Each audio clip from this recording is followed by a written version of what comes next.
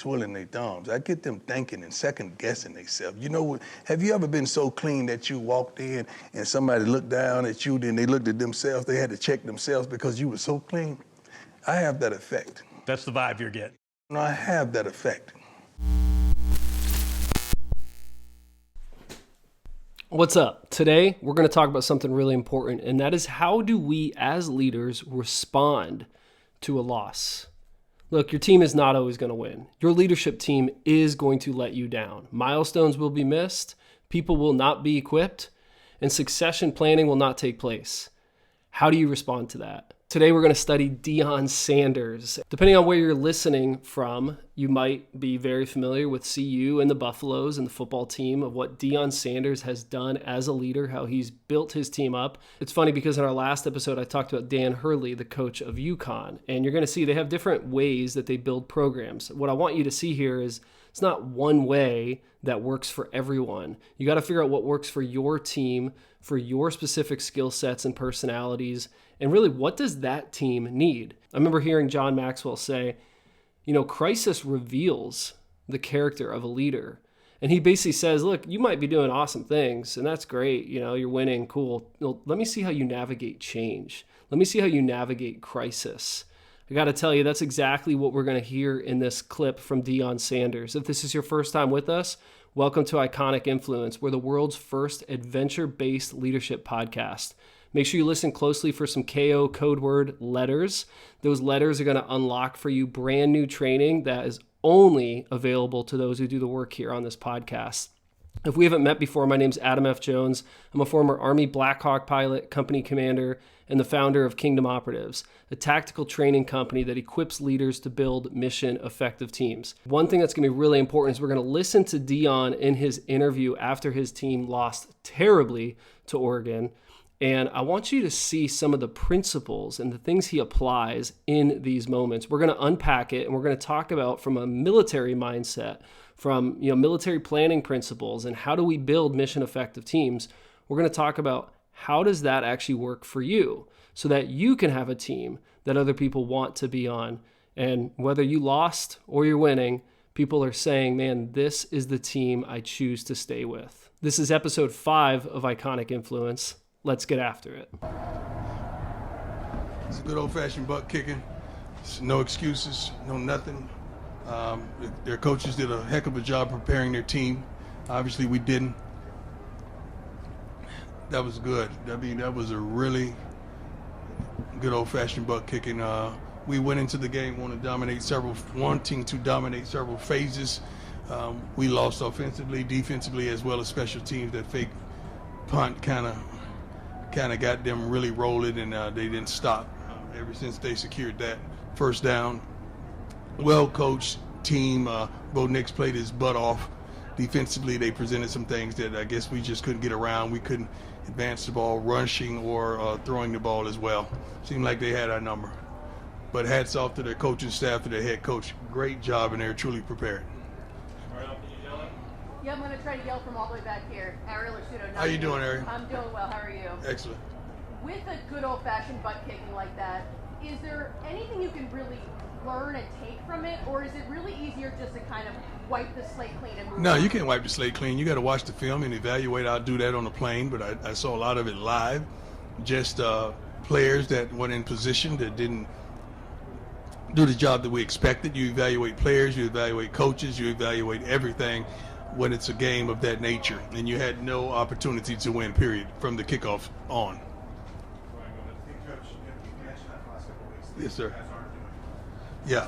Something like this, maybe hammer home that message to these players and say, see what happened when we go. No, you don't need to hammer home a player. A player knows. I mean, he could fool himself and trick himself, but when he looks at the mirror, he knows what he's looking at. Something like this is I'm not going to say, people around the country would say this is what they needed to humble themselves. We wasn't arrogant or whatever. We're confident people. If our confidence offends your insecurity, that's the problem with you. It's not us. We expect to do well. We expect to play well. We expect to win every game we step out there. We expect to practice to perfection and go out there and execute the things that we practice. We just didn't do it today. But it's not something that was needed. It's just like saying you get in a car wreck or something. Oh, he needed that to slow him down. You don't need that. It's just stupid. It's just something that happened, and they got the best of us today. That's just it. Field position wise, we just kept making mistakes. That's not indicative of who we are. It's not just the kids. The coaches are accountable too. We are all accountable. Let's start with me. We're accountable for this. It's not just the kids. But I'm like, come on, man, don't kick yourself. This game is out of reach. Don't ponder that. You're a great kicker, and you're gonna come and do some phenomenal things for us this season. And this is the kind of opportunity you have as a coach, as a man, as a father, to lift them up, not just shoot them down. You got to lift them up. So I remember as a Black Hawk helicopter pilot, this constant rhythm that we had in the way we did things. How before you went and flew an aircraft, you would have your crew briefing. You would have a pre-flight to actually go check the aircraft and see if everything's squared away. You'd go fly that aircraft. And then when you're done, you do a post-flight. And then last, you would actually get the crew together one last time after the flight is completed, the aircraft is put away, everything's all done. And now we're going to do a post-flight brief. And what that means is we use this term in the military called an after-action review. We actually want to now evaluate our flight, whether it was a great flight or it was actually one of our worst performances yet. Either way, we want to check that. Now, here's the thing that's interesting about flying in the Army. You have a different team almost every time. So you might have big picture the same team, okay, meaning the same 50, 80, couple hundred people. But when it comes to that flight, that crew mix almost changes every time. Who's the pilot in command? Who's the co-pilot? And then medic, crew chief, all that type of stuff we're looking at as well. And that's going to constantly change. So we need to make sure that we're growing together. Even if this is our first time we've ever flown together, we still got to be very honest about what we saw. That same principle we see applied here by Deion Sanders. At Kingdom Operatives, we use a simple 3-part strategy to help you build mission-effective teams. The first part of this strategy is command presence. We also call this our first specialization, our first area of expertise, okay? Command presence is all about being a leader that other people want to follow, and we have specific principles and elements to help you develop that. Second specialization is situational awareness. This is the second part of that strategy. Situational awareness is about being a leader that sees more and before others see. We're going to hit on this really hard today on this episode. Lastly, we have mission readiness. And mission readiness is about preparing your people for the path.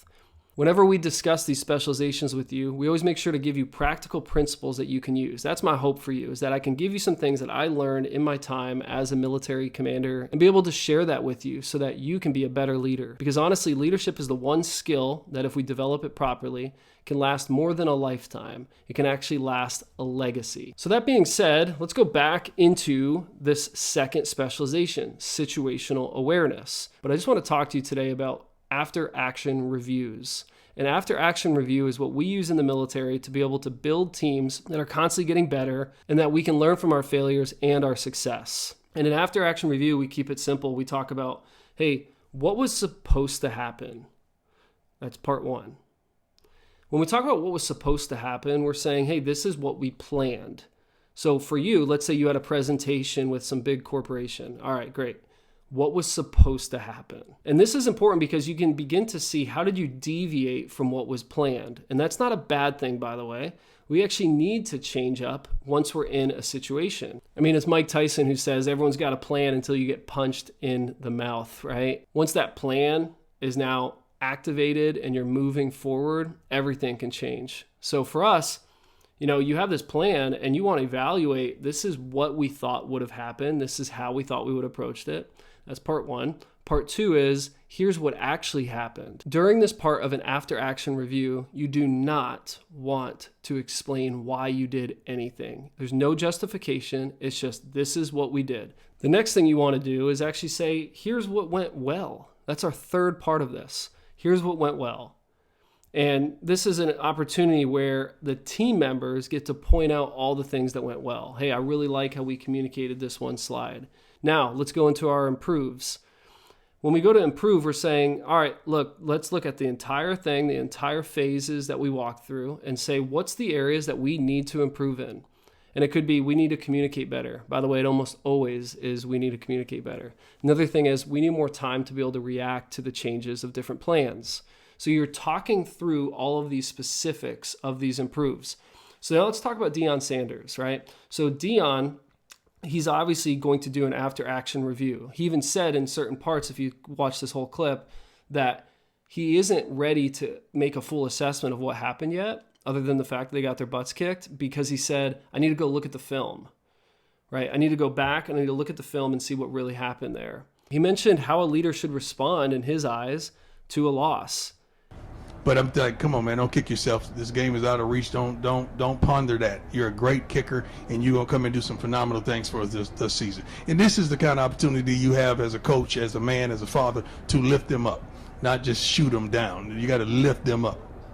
And he's basically, he doesn't need to beat everyone up. They already know they lost. It was that evident.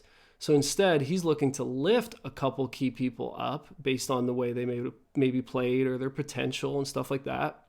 Now I'm going to ask you to go above and beyond in just a moment. And I'm not just going to ask it to you. I'm going to give you an opportunity that will help you separate yourself from the competition. Before we do that, thank you for listening today. I hope you're enjoying this episode and the leadership principles that we're sharing with you.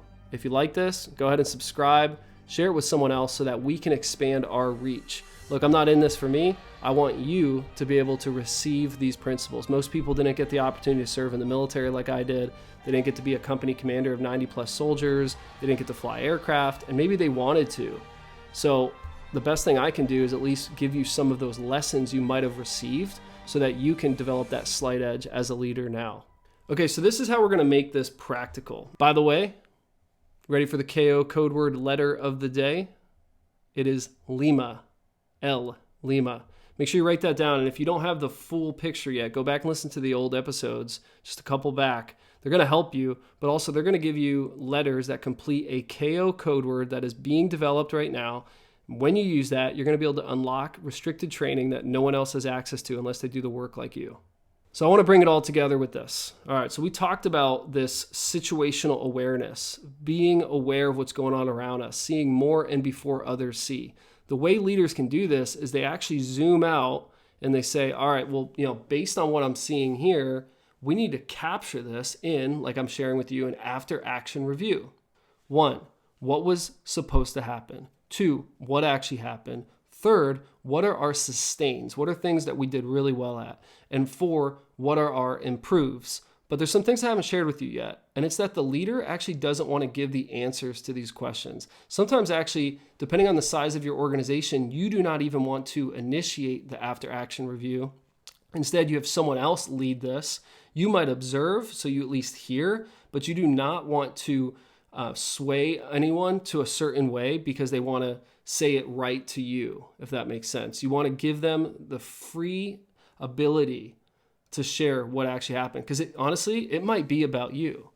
And I know that might scare you, but if you're a good leader, then you want to improve anyways, and you want to know what people are really thinking. You want to find out, hey, they're frustrated with you because honestly, you changed everything last minute and they didn't have enough time to react. They're frustrated with you because you took too long to make a decision and it caused them to miss an opportunity, right? Let them say these things. And then, man, you take ownership and you say, you know what, I know you guys are frustrated with me and I get that. I'm frustrated with myself, but we're going to get better together. Thank you for giving me some grace to improve right now. This was on me. So here's how you're going to present this. All right. So an after action review is usually like a 1-page document where it's going to track all 4 of those things I shared with you. But I want you to take that document, save it somewhere that makes sense, and then put it, maybe it's in a category that's going to come up again. Right? Maybe this is an annual event. By the way, you don't need to do this for everything in your organization. You do this for the stuff that maybe were like the big events, the big milestones, the big client engagement that you guys totally blew it, or you absolutely crushed it. Either way, you want to track these to say, well, what's going on? How are we getting better each time? How are we learning from our losses? And then in that, let's actually review this before it comes up again. So let's say you were on a sales call. In that sales call, you blew it. Man, run your own AAR. What was supposed to happen? What actually happened? What's my area for sustainment and improvement, right? And then from there, put it away, and then go look at it again before you start it next time. So, hey, before I have my next sales call, I'm going to review that one more time. And I think that's going to help you so much. So look, thank you for being here today on episode 5 of Iconic Influence. Just recognize that when we lose, that is our opportunity to learn. And honestly, winning can be that opportunity as well. So either way, as leaders, whether we're at the top of a peak experiencing all the success in the world, or we're at the bottom of a pit experiencing absolute total loss, depression, just failure after failure, continue mission.